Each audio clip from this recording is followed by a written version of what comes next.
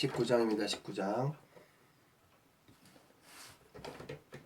19장 그때는 이스라엘 왕이 없던 시절이다. 에브라임 산지의 산골에 나그네로 살고 있던 한 레위인이 유다 땅 베들레헴에서 한 여자를 첩으로 들였다. 그런데 그 여자는 그와 다투고 나가 유다 땅 베들레헴에 있는 친정 아버지 집으로 돌아가서 그곳에서 넉 달을 머물렀다. 남편은 그녀를 찾아가 마음을 돌려보기로 했다. 그는 종 하나와 나귀 2마리를 데리고 갔다. 그가 여자의 아버지 집에 이르자 여자의 아버지가 그를 보고 반기며 편하게 대해주었다. 여자의 아버지인 그의 장인이 그에게 좀 머물다 가라고 강권하여 그는 사흘을 함께 머물면서 즐겁게 먹고 마시고 잤다. 나흘째 되는 날 그들이 새벽같이 일어나 떠날 채비를 하는데 여자의 아버지가 사위에게 말했다. 아침을 든든히 먹고 기운을 차린 다음에 가게나. 그래서 그들은 자리에 앉아 함께 아침 식사를 했다. 여자의 아버지가 그에게 말했다. 이복에 더 있다 가게나. 오늘 밤도 여기 있으면서 즐겁게 보내게. 그 사람은 가려고 일어났지만 장인이 붙잡는 바람에 결국 하룻밤을 더 지내게 되었다. 닷새째 되는 날에도 그는 일찍 일어나서 떠나려고 했지만 여자의 아버지가 아침밥을 좀 먹어야지 하고 권했다. 그들이 우물쭈물하다가 함께 먹고 마시는 사이 어느새 하루가 지나갔다. 하지만 그 사람과 그의 첩은 끝내 떠나려고 했다. 그러자 여자의 아버지인 그의 장인이 말했다. 이복에 날이 거의 저물었네. 여기서 밤을 지내는 게 어떤가. 해가 얼마 남지 않았으니 하룻밤 더 머물면서 즐겁게 보내게. 내일 일찍 출발하면 되지 않겠나. 그러나 그 사람은 하룻밤 더 머물 마음이 없었다. 그는 여장을 챙겨 길을 나섰고 안장을 지운 나귀 2마리와 첩과 종과 함께 여부스 예루살렘에 이르렀다. 여부스에 이르자 날이 거의 저물었다. 종이 주인에게 말했다. 늦었으니 여기 여부스 사람의 성읍에 들어가서 밤을 지내야겠습니다. 그러나 주인이 말했다. 우리는 2박 이늘의 성읍에는 들어가지 않는다. 기브아까지 마저 가자. 그는 종에게 지시했다. 계속 가자꾸나. 기브아나 라마에서 밤을 지내야겠다. 그들은 계속해서 갔다. 그들이 걸으며 재촉하고 있는데 베냐민 지파에 속한 기브아 근처에서 마침내 해가 졌다. 그들은 기브아에서 밤을 보내려고 거기서 발길을 멈추었다. 레위인이 가서 성읍 광장에 앉아 있었으나 그들을 맞아들여 묻게 하는 사람이 아무도 없었다.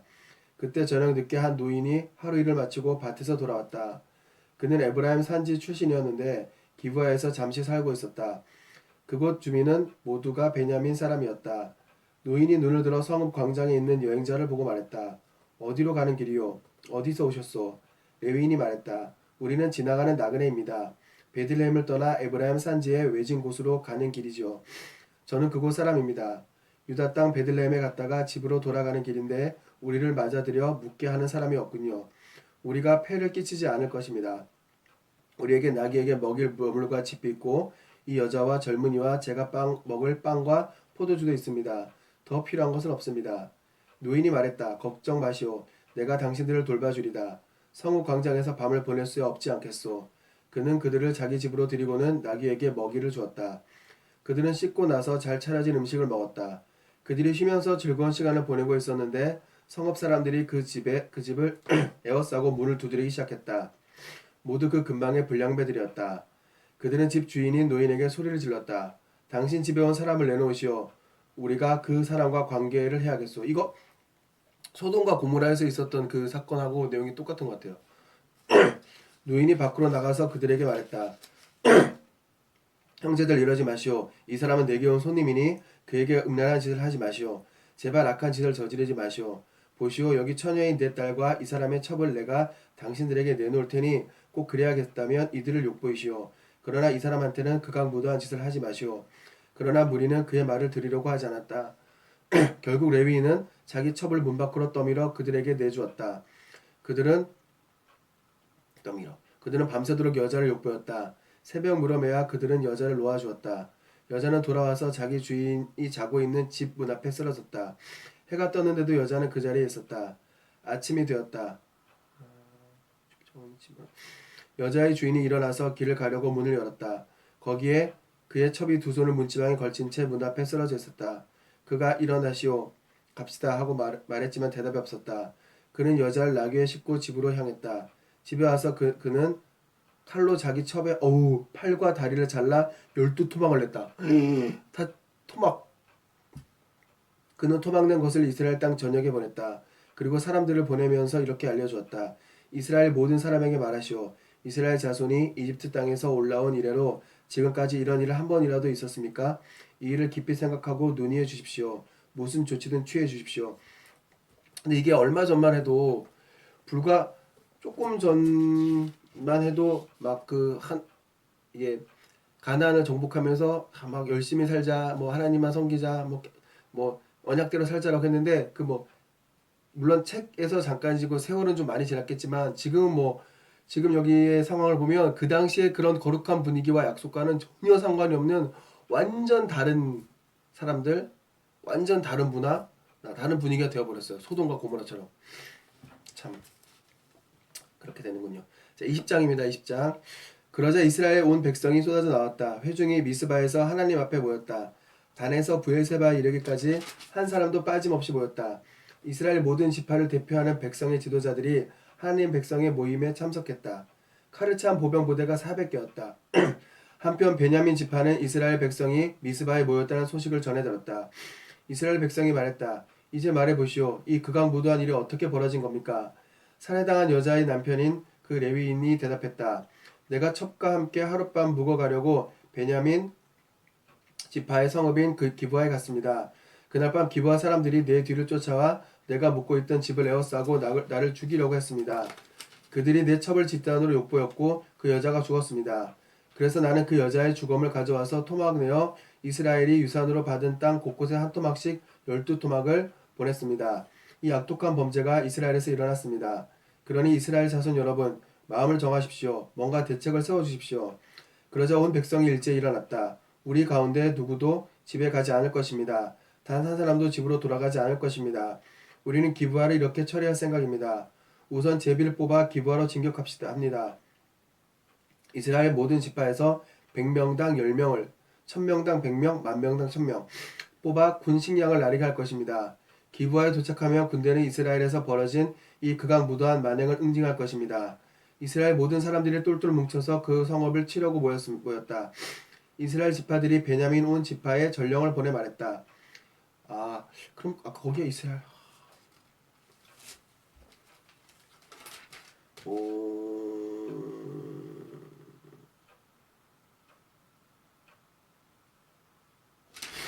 이게 좀 내용이 어렵습니다.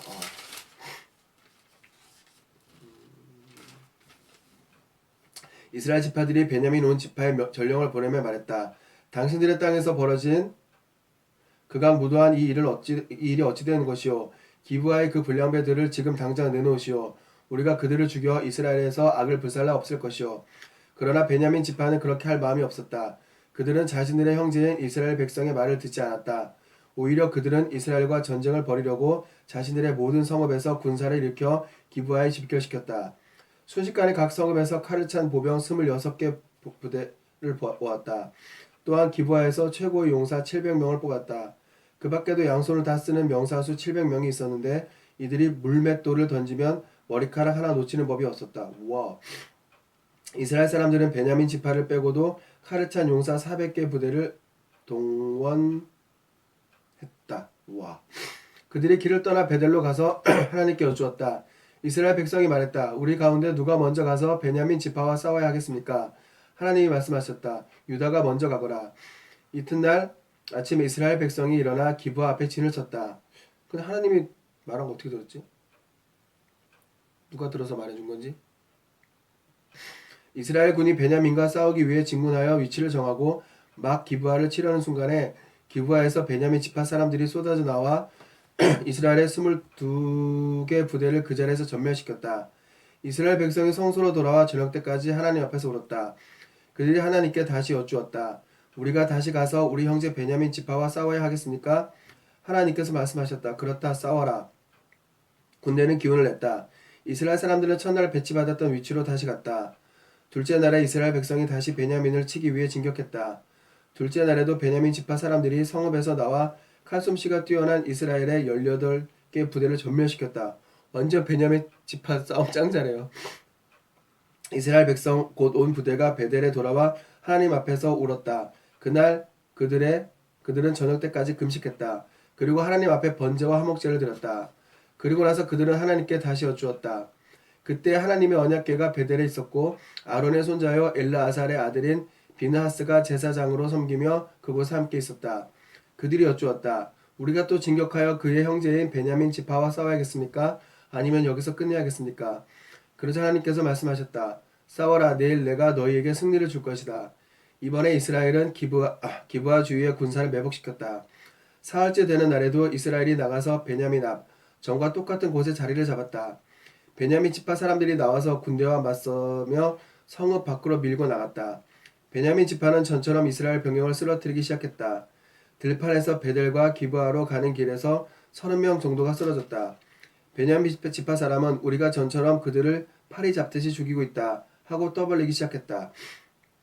그러나 이스라엘 백성에게는 전략이 있었다. 우리가 후퇴하여 그들을 성읍에서 큰 길로 끌어내자.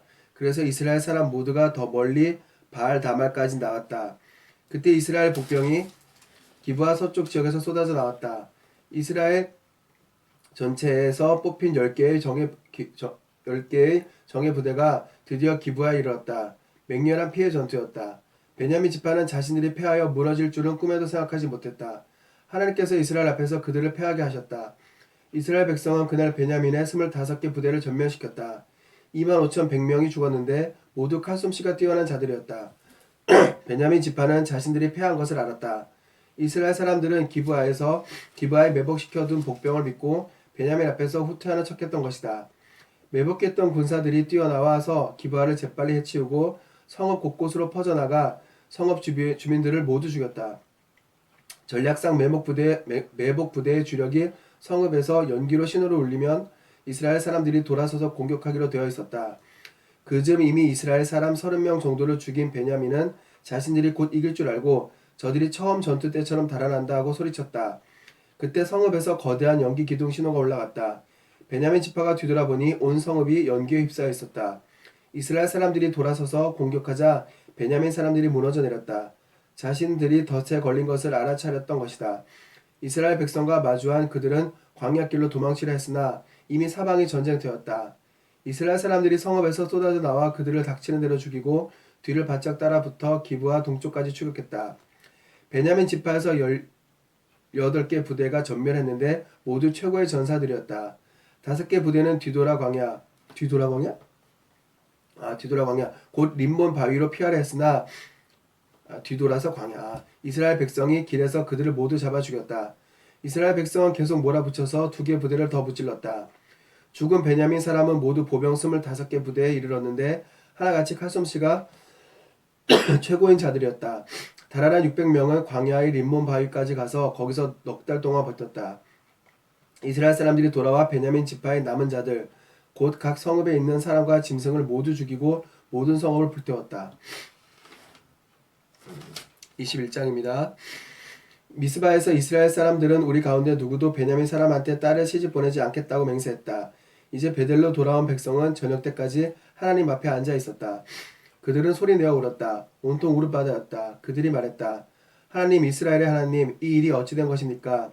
오늘 우리에게서 이스라엘 한 지파가 송두리째 없어지다니 어찌된 일입니까? 이튿날 이른 아침에 백성은 서둘러 제단을 쌓고 번제와 화목제를 드렸다. 이스라엘 백성이 말했다. 우리가 하나님 앞에 모일 때 이스라엘 모든 지파 가운데서 나타나지 않은 자가 누구요? 이것은 미스바에 올라와 하나님 앞에 모이지 않는 자는 누구든지 반드시 죽이기로 그들 모두 거룩하게 맹세했기 때문이다. 이스라엘 백성은 자신들의 형제 베냐민에 대해 안쓰러운 마음이 들었다. 그들이 말했다. 오늘 한 지파가 이스라엘에서 끊어졌소. 남아있는 자들에게 우리가 어떻게 아내를 얻어줄 수 있겠소? 우리가 딸들을 그들에게 시집 보내지 않겠다고 하나님의 이름으로 맹세했으니 말이오. 그래서 그들은 이스라엘 지파 가운데 미스바에 올라와 하나님 앞에 모이지 않은 자가 누구요 하고 말했다. 알아보니 야베스의 길르앗에서는 아무도 모임에 오지 않은 것으로 드러났다. 인원을 점검할 때 백성 가운데 야베스의 길르앗 사람은 단 한 명도 없었다. 그래서 회중은 우수한 근소들로 구성된 12개 부대를 그곳에 보내며 이렇게 명령했다. 야베스의 길르앗 사람은 여자들과 아이들까지 모조리 죽여라. 다만 다음의 명령을 따르라. 곧 모든 남자와 잠자리를 한 모든 여자는 반드시 죽이되 처녀만은 살려두어라. 그들은 명령대로 행했다. 그들은 야베스의 길르앗에 사는 사람들 가운데서 처녀 400명을 얻었다. 모두가 남자와 잠자리를 한 적이 없는 여자들이었다. 그들은 그 여자들을 가나안 땅에 있던 실로의 진으로 데려왔다. 그때 회중은 림몬 바위에 있는 베냐민 사람들에게 전가를 보내어 평화를 제의했다. 그러자 베냐민 사람들이 왔다. 회중은 야베스의 길르앗에서 살려둔 여자들을 베냐민 사람들에게 주었다. 그래도 모든 남자에게 아내를 구해주기에는 부족했다. 백성은 베냐민 지파를 보며 마음 아파했다. 하나님께서 베냐민 지파를 없애셔서 이스라엘에서 한 지파가 비게 되었기 때문이다. 회중의 장로들이 말했다. 베냐민 여자들이 다 죽임을 당했으니 어떻게 하면 나머지 남자들에게 아내를 얻어줄 수 있겠소? 어떻게 하면 베냐민의 살아남은 자들이 유산을 물려받게 할 수 있겠소? 어떻게 하면 한 지파가 전체가 진멸되는 것을 막을 수 있겠소? 근데 웃긴 게 얘네가 지금 이걸 없애러 가서 자기네가 없앤 거잖아요. 근데 자기네가 없애놓고 또 이걸 어떻게 다시 살리지? 어떻게 살려주지 고민하는 건데 걔네가 뭐 반성을 하거나 한 것도 아닌데 좀 이렇게 손바닥 뒤집 것처럼 휙 넘어간 게 좀 이해가 잘 안 가는 부분입니다. 그렇다고 우리의 딸들을 그들에게 아내로 줄 수도 없지 않소. 알다시피 이스라엘 백성은 누구든지 베냐민 지파에게 아내를 주는 자는 저주를 받을 것이다 하고 맹세했기 때문이다. 그래서 그들이 말했다. 해마다 실로에서 하나님의 축제가 열립니다. 그곳은 베델 북쪽 곧 베델에서 세겜으로 올라가는 큰 길 동쪽이며 르보나에서 약간 남쪽입니다. 그들은 베냐민 사람들에게 말했다. 가서 포도원에 숨어 있으시오. 잘 보고 있다가 실로의 처녀들이 나와서 춤추는 것이 보이거든 포도원에서 뛰어나와 실로의 처녀들을 하나씩 잡아 아내로 삼고 서둘러 베냐민 땅으로 돌아가시오. 이거 뭐 인신매매하라는 소린데? 납치? 그들의 아버지나 형제가 와서 우리에게 따지면 우리가 이렇게 말하겠어. 우리가 그들에게 은혜를 베푼 것이오. 우리가 그들에게 아내를 얻어주려고 전쟁을 일으켜 사람을 죽인 것도 아니지 않소. 게다가 당신들은 동의하고 딸을 준 게 아니니 문제될 것이 없소. 그러나 계속해서 이 일을 문제 삼으면 화를 자초하는 꼴이 될 거요. 도대체. 그래서 베냐민 사람들은 그 말대로 했다. 그들은 춤추고 있는 처녀들 가운데서 자신들의 수만큼 붙잡아 아내로 삼고 그곳을 빠져나와 그들이 유산으로 받은 땅으로 돌아갔다. 그곳에서 성읍들을 재건하고 정착했다. 거기서 이스라엘 백성은 흩어져 각각의 지파와 가문에게로 저마다 유산으로 받은 땅으로 돌아갔다.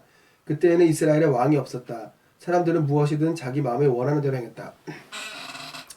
이게 이해가 지금의 생각으로 이해할 수 없는 게 뭐 걸핏하면 다 죽이고 그리고 뭐 여자들을 막 납치해서 그냥 아내로 삼고 이게 뭐 지금의 뭐 상식으로는 상상이 안 되는 일인데 뭐 그 당시엔 그랬다고 하니 그렇게 하는 게 그렇게 생각하면 될 것 같고요. 일단은 생각해 보면 야곱의 12아들 뭐 베냐민부터 얘네들이 그냥 아들이었을 경우에는 각각 한 명이었을 때는 되게 끈끈할 수 있는 사이였는데 이게 세대가 지나고 해서 각 하나의 그 아들들마다 이게 지파 큰 민족이 되다 보니까 이 민족들 간에는 서로 이제 남인 거죠 완전히.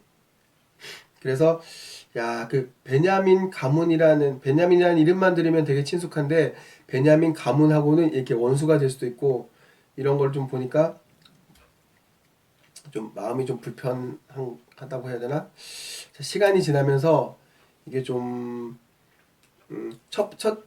예전에 있었던 그런 끈끈함이나 그런 애틋한 마음들은 없어지고 서로 간에 칼을 대고 막 전쟁을 해야 되는 사이까지 갈 수 있다는 게 좀 마음이 안타깝긴 합니다. 어쨌든 좀 이해가 안 가는 것도 많고 어려운 것도 많지만 당연히 뭐 처음 읽으니까 어쩔 수 없는 것 같고요. 일단 이렇게 해서 오늘 사사기까지 딱 마무리됐습니다. 마무리하고 내일은 다시 룻기부터 읽어보도록 하겠습니다.